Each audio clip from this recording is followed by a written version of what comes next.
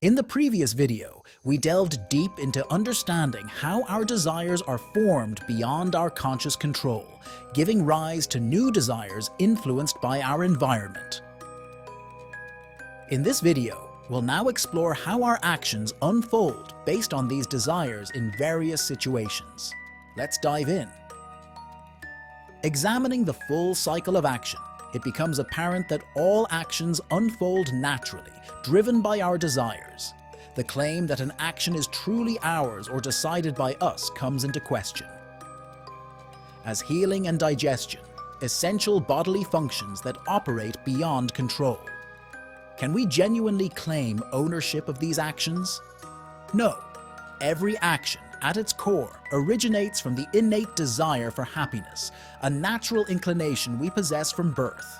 No one consciously creates this desire. So how can we claim ownership of our actions?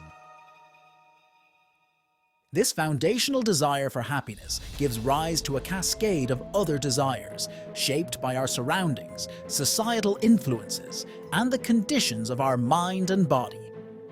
Take, for example, the link between the desire for survival and the desire for happiness. When an individual struggles to envision happiness in their future, the desire for survival weakens, sometimes reaching a point where it ceases altogether. Imagine you're faced with two choices. While it might seem like you're making a conscious decision, upon closer inspection, it becomes evident that past experiences heavily influence your choices. If one option aligns with your desires and pleasure, you're inclined to choose it. If it connects with your fears or induces pain, you're likely to avoid it. Consider a scenario where both choices are related to your desires. Now, the decision is dictated by the intensity of your desires.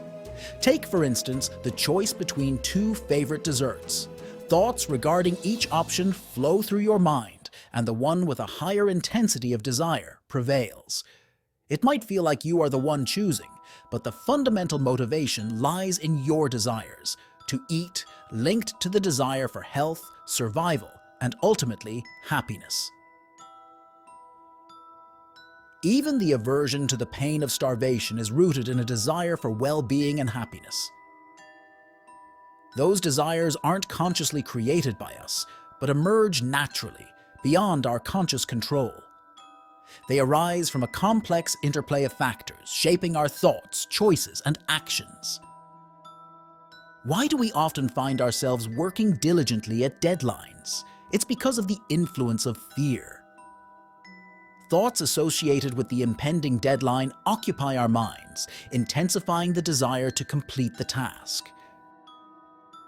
Consider moments when biological impulses take over.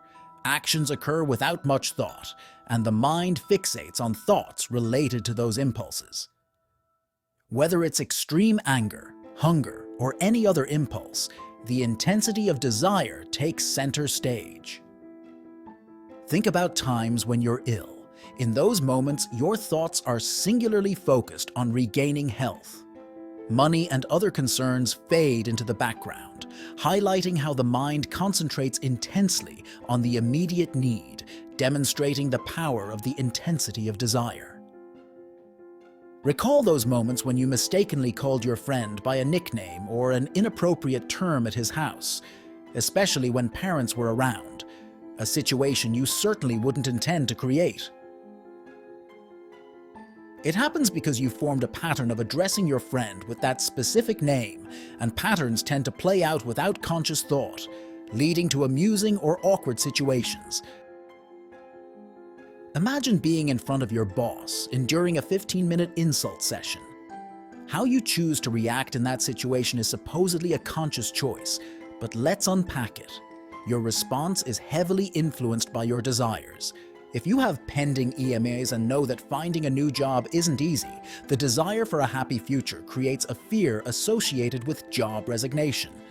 In a different scenario where such concerns don't exist, you might confront your boss from the start.